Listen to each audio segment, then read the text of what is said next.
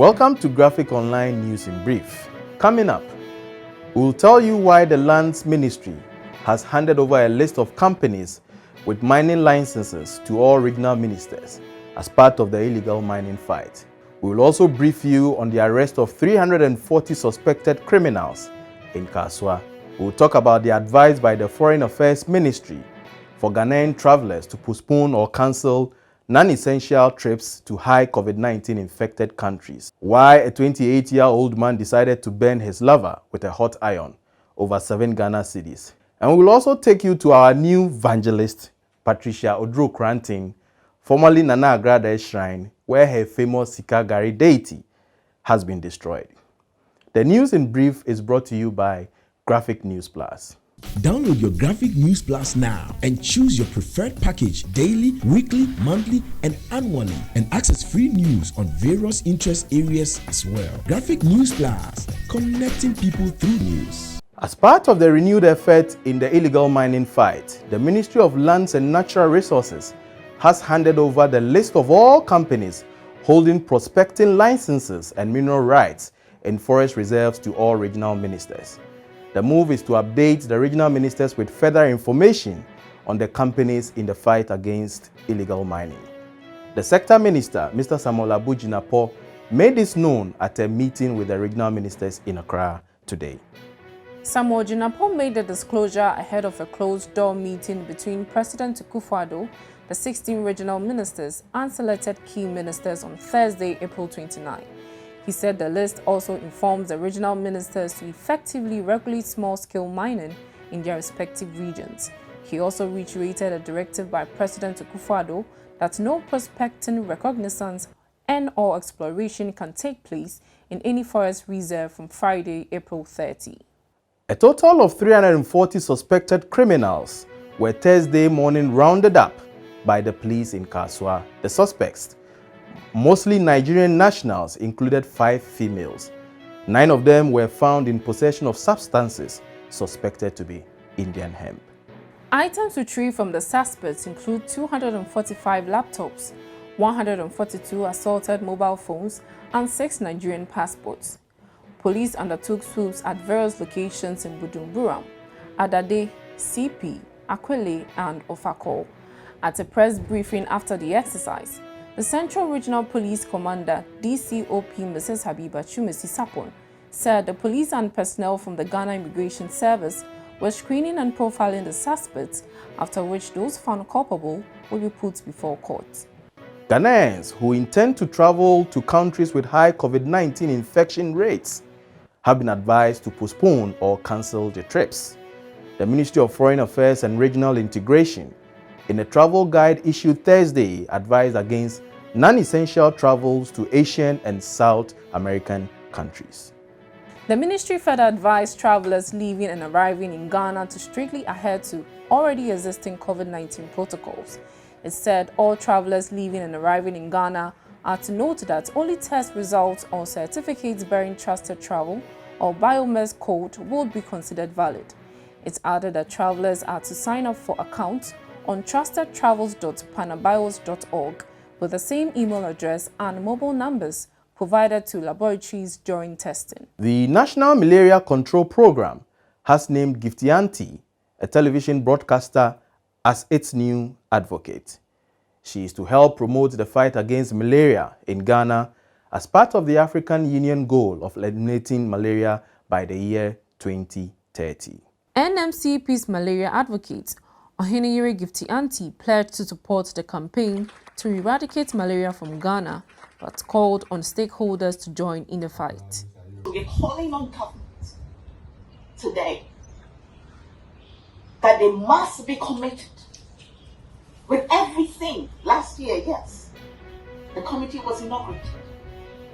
We need the resources. We need the commitment from the highest place, from every stakeholder to fight this. The cost of malaria to us, we underestimate it.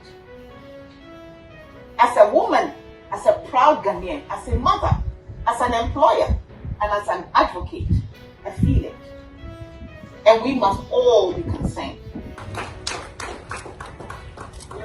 An epidemiologist with the NMCP, Dr. Nanaya Pipra, says the country has made significant progress in the fight against malaria over the years, but notes that Ghana is still a high-burden country with the entire population at risk.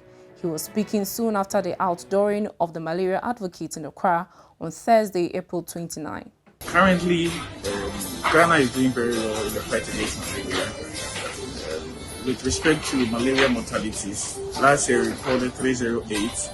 If you compare that to 2012, which was around 2,799, that means we are doing roughly about 90% reduction with malaria mortality.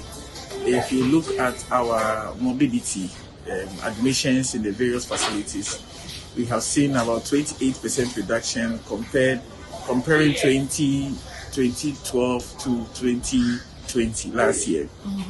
If you look at our parasite prevalence, we have also seen a reduction from around 27.5 in 2011 to 14.1 in 2019 when we had our last malaria indicator survey. A 28-year-old man, Kojoa P.J., has been arrested for allegedly burning his girlfriend with a hot pressing iron. They were reportedly arguing over 7 Ghana cedis. The victim, Grace Bortele, a 30-year-old mother of 2, sustained injuries on her face, breast, shoulder, back, and legs. Apparently, Grace was not the only victim of the assault. The couple's 2-year-old daughter, who was on the back of the mother, sustained injuries on her leg. The Kwishi Divisional Police Command Coordinator of DOFSU, DSP Mrs. Christiana Fusu Asamoah, said Grace reported the incident to the police on April 25. Narrating what happened, Grace said she was selling second-hand clothes with a J, who accused her of selling a dress for 7 cedis on his blind side. Following the accusations, the two exchanged words while the J was ironing some clothes. In the course of the argument, a J became furious and allegedly lifted the hot iron and burned Grace in many places. And before we go, Nana Agradaa, the fetish priestess who says she will no longer worship her deities, today invited some pastors to her shrine to destroy the deities. They brought out her famous sika gari deity, said to be known for money doubling for destruction. Agradaa, who now prefers to be called Evangelist Patricia Odro Kranting, is currently being investigated by the police for a number of allegations of fraud.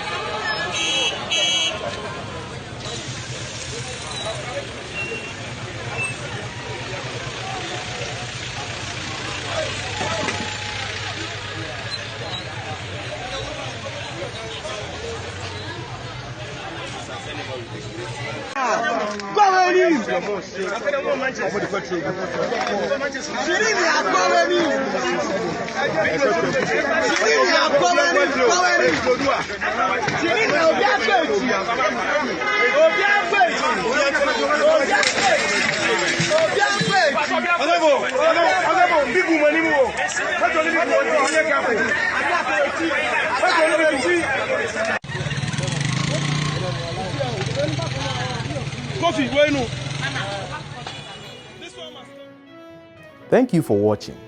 We'll see you again with another edition. Stay safe and protect yourself from COVID-19. For more news, visit graphic.com.gh or log on to Facebook at Daily Graphic and on YouTube at GraphicGH. I am Enoch Dafa Frimpong. Subscribe now.